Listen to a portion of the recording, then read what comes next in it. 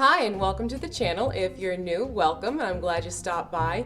If you haven't subscribed yet, do make sure that you do that. And if you want to make sure you get all the notifications when I've put up a new video, you want to make sure you ring that bell underneath this video right now. Anyways, this video is going to show you how to go about making some sand dunes with grass. This is one of those projects that kind of combines a few things I like: reusing pieces, waste not, want not mode, and it also taps into when I used to go out to Cape Cod as a kid and we'd walk along the dunes. So it was one of those pieces where some fond memories went into building them. But anyways, it is a very easy piece to pull together. It taps off of the grass and the thatch cottage roof technique. So if you haven't watched those videos yet, I'm gonna make sure that, link here, wait a little bit, and then I'll link up there for you. Make sure to check out those two videos too, because they'll kind of give you a little bit more with the technique. But take a look. Any questions, always feel free to ask me down below, or you can find me at the Crafting Muse group on Facebook. Or if that's not your cup of tea, you can email me at thecraftingmuse.email@gmail.com. So here we go. I'm going to show you how this all gets pulled together. It's quick, it's easy, it's fun, and I hope you enjoy it. For now, take care, and I'll see you later. Bye. You want to make sure you have this twine on hand to get going. And the next thing I used were these scrap pieces left over from using our hot wire cutter to cut off edges from our big boards of foam. So taking these, I went for the sides that had a little bit more texture to them, and I would just lean them up against each other to see how they would fit.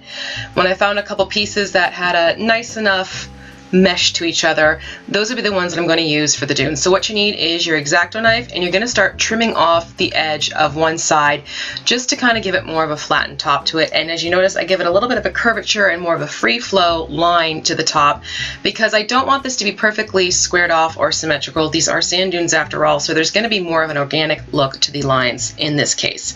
So I start with the one side, making sure I'm trimming away the excess that I don't want to have there, again to give it more of a dune-like appearance as opposed to sort of the side of a pyramid, if you will. And you want to make sure you're using a nice sharp blade for this, otherwise it will start to pull up and fray on you. So new blade is definitely the way to go with these. So keep trimming around, and once you have that trimmed in a shape you like, it does help to butt it up against the other piece just to see how things are looking. Once you do, you can then see where you need to start trimming on the other side to have it more evenly matched to the first piece that you first started working on. Basically trim until you get the desired shape that you want.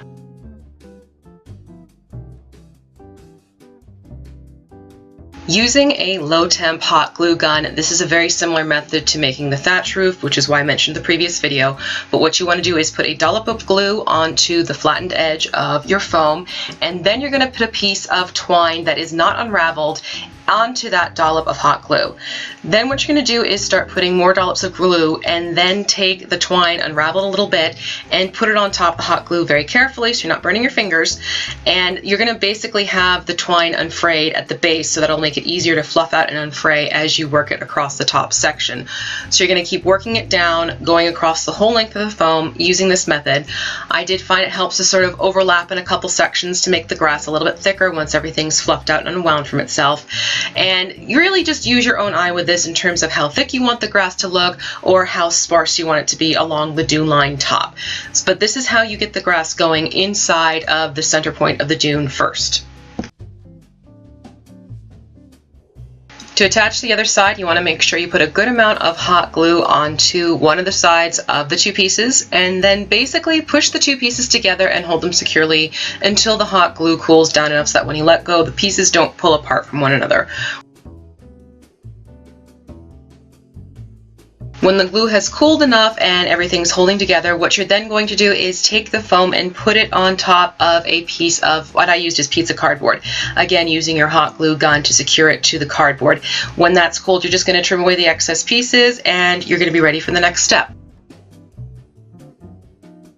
By nature, because of the twine in between the two foam pieces, there is going to be this slight gapping on the side edges of the dune. So just take your hot glue gun, fill it in, use the nozzle of your hot glue gun just to smooth it out a little bit. It doesn't have to be perfect because you are going to be putting sand on top, but you do want to make sure that gap is filled in so that you do not see it when this is finished. Then to add an extra touch, you're just going to take the other side of a paintbrush or a dull pencil, poke a hole into one side of the dune, and add in a little extra of tufted grass using the same method from the previous video that I've mentioned before. And that's going to give you more of a natural look to your sand dune so that everything's not in one straight line.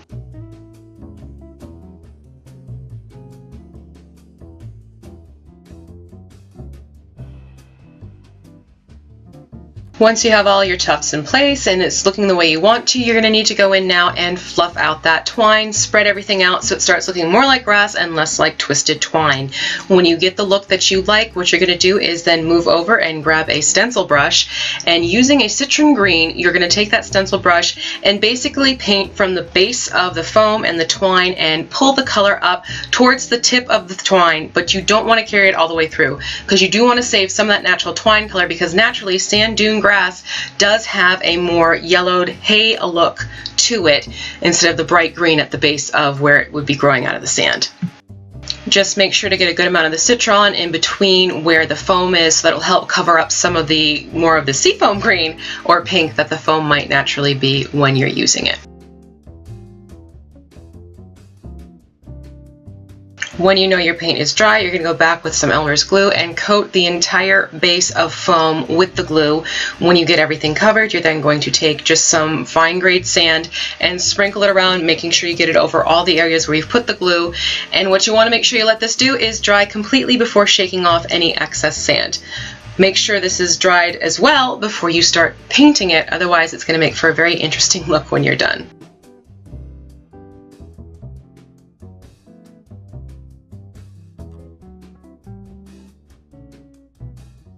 To paint the sand-covered parts of the dune, what you want to do is take the Craftsmart butter as well as the Craftsmart medium brown, and you're going to mix it together with Mod Podge. For the right mix, you want to make sure you have 2 parts of the butter to 5 parts of the medium brown and the same 5 parts for the Mod Podge. Mix together thoroughly, and you're going to paint it over the entire area where you have just put the sand that is now dried onto the glue. And this is not only going to give you a deeper tone of a sand color, but it's also going to make sure that any stray grains of sand are now caught and kept because you have the Mod Podge mixed into the paint. When you know that everything is completely dry, you're going to go back with that butter and you're going to do a dry brush over the sand texture of the base of the dune. And again, let that dry, and then you can do a protective layer of either a spray coat, or you can even do just a clear matte Mod Podge around the sand area. I wouldn't recommend doing it on the grass area just because it's going to make things a little bit too stiff. But that gives you your finished product. So I hope you've enjoyed this. I hope you've learned a new technique. If you have any questions, please reach out. And for now, that's all for today. Thanks so much for joining me.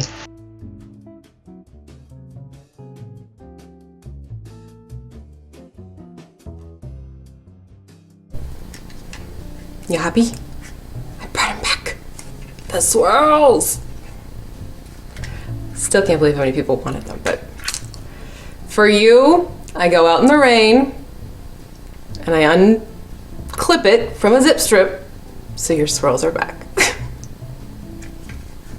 So check, check, check, check, check, check, check.